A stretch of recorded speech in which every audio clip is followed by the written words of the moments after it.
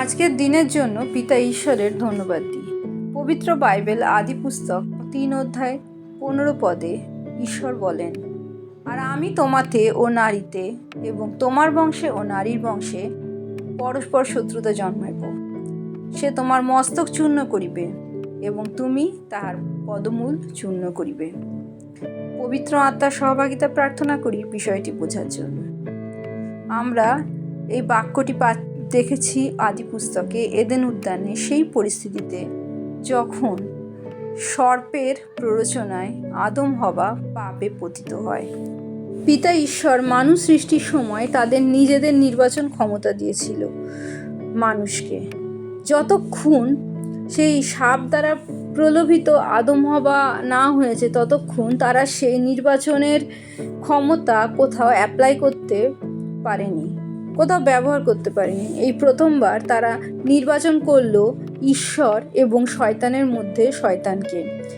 সেই প্রলোভনে পা দিল এবং পিতা ঈশ্বর যেমন বলেছিলেন তাদের সাথে পিতা ঈশ্বরের সেপারেশন হয়ে গেল। তারা পিতা ঈশ্বরের থেকে পৃথক হয়ে যাওয়ার জন্য তাদের আত্মিক মৃত্যু ঘটল এবং সাথে সাথে তাদের জীবনে প্রবেশ করলো মৃত্যু, জরা, দুর্বলতা, রোগ, ব্যাধি, যত রকম নেগেটিভ, যত রকম নেতিবাচক ঘটনা মানুষের জীবনে প্রবেশ করলো।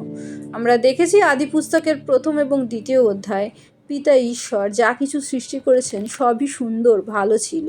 কোনো খারাপ, কোনো নেতিবাচক জিনিস তিনি সৃষ্টি করেননি। কিন্তু পাপ সেই রোগের মতো, যখন মানুষের জীবনে প্রবেশ করলো তখন নেতিবাচক ঘটনাগুলো তার সাথে সাথে সেই তার জীবনে প্রবেশ করলো। ঈশ্বর স্থান, কাল, পাত্রের ঊর্ধ্বে, তিনি চির বিরাজমান, তাহার আদি নেই, অন্ত নেই। এবং আমাদের জীবনে এই পৃথিবীতে অস্তিত্বে যা কিছু আছে, আমাদের ভবিষ্যতে প্রভু যিশুর আগমন অথবা অতীতে প্রভু যিশুর মৃত্যুবরণ, মানব জাতির সাথে যা কিছু ঘটছে সবই পিতা ঈশ্বর জানতেন। এই পাপে যখন মানুষ পতিত হয়, আদম হওয়া পিতা ঈশ্বরের অবাধ্য হয়, তখন যখন তারা পাপে পতিত হয়, পিতা ঈশ্বরকে বিশ্বাস না করে যখন তারা সেই সাপকে বিশ্বাস করে, তাদের মধ্যে যখন পাপ প্রবেশ করে, সেই পাপ আরও আস্তে আস্তে বাড়তে শুরু করে। ভবিষ্যতে আমরা দেখি কইন আর হেবলের 2 ভাইয়ের মধ্যে এক ভাই আর একজনকে খুন করে এবং নানা রকম পাপে ইসরায়েল জাতি এবং পৃথিবীর মানুষ জর্জরিত হয়। পিতা ঈশ্বর তাদের নানা রকম ভাবে আটকানোর চেষ্টা করেন এবং নানা রকম শাস্তি দান করেন, কিন্তু তবুও মানুষ পাপ থেকে ফিরতে পারে না। কারণ পাপের জন্ম হৃদয়ে, কল্পনায়, চিন্তায়, এবং সেইখান থেকেই সেই পাপ যখন জন্মায় তারপরে জমতে জমতে সেটা আমাদের হাতের কাজে, মুখের কথায় প্রকাশ পায়। আমরা আলোচনা করেছি পাপ একটা রোগের মতো, আর কোনো রোগীর কিছু করার থাকে না নিজের রোগ থেকে মুক্ত হওয়ার জন্য, যতক্ষণ না কোনো চিকিৎসক তাকে কোনো চিকিৎসা দান করে তাকে সেই রোগের হাত থেকে মুক্ত করার উপায় তাকে বলে দেয়।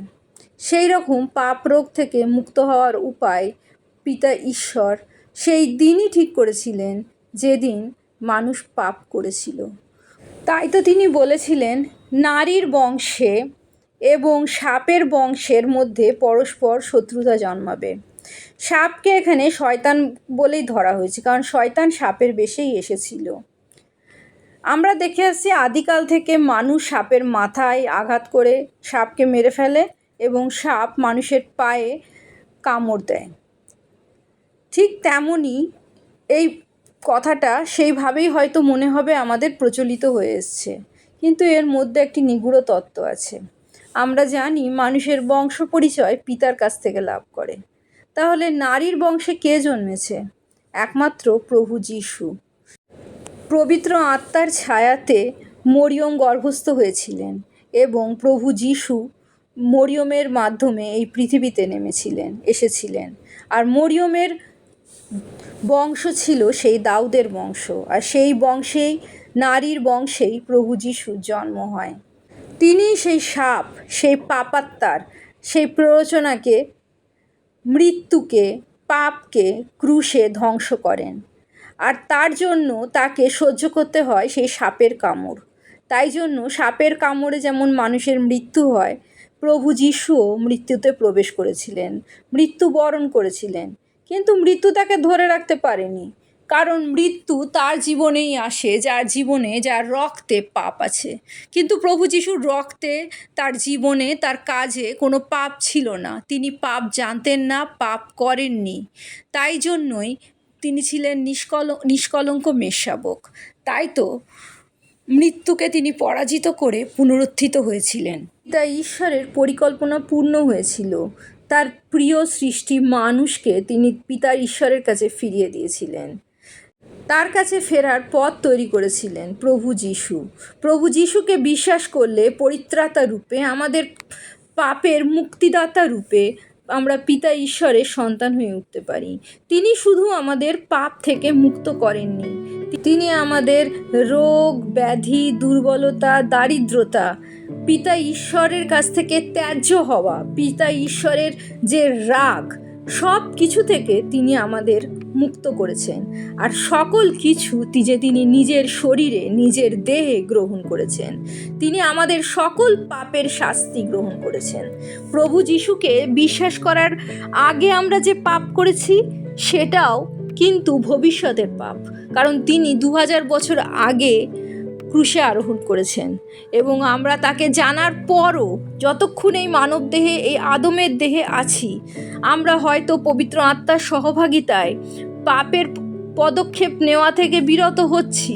তবুও যদি প্রলোভনে পড়ে আমরা পাপে পতিত হই, সেই পাপ থেকেও প্রভু যিশু আমাদের রক্ষা করছেন। আমাদের অনন্ত জীবনের একমাত্র পথ পিতা ঈশ্বরকে এবং প্রভু যিশুকে বিশ্বাস করা, পিতা ঈশ্বরের সন্তান হয়ে ওঠা, পবিত্র আত্মার সহভাগিতায় থাকা। পিতা ঈশ্বর যে নির্বাচন ক্ষমতা আমাদের দিয়েছেন, আমাদের মাত্র একটা জিনিস নির্বাচন করতে হয় জীবনে। আর জীবনে বাকি যা কিছু নির্বাচন করার বুদ্ধি, জ্ঞান তিনি দান করেন। আমাদের শুধু একমাত্র একটা বিষয় নির্বাচন করতে হয়, যে আমরা প্রভু যিশুকে বিশ্বাস করব কি প্রভু যিশুকে ত্যাগ করে পাপময় জীবন কাটাবো। আর এই নির্বাচনের মাধ্যমেই আমরা জীবনে অথবা অনন্ত মৃত্যুতে প্রবেশ করতে পারি। প্রভু যিশুর জয় হোক।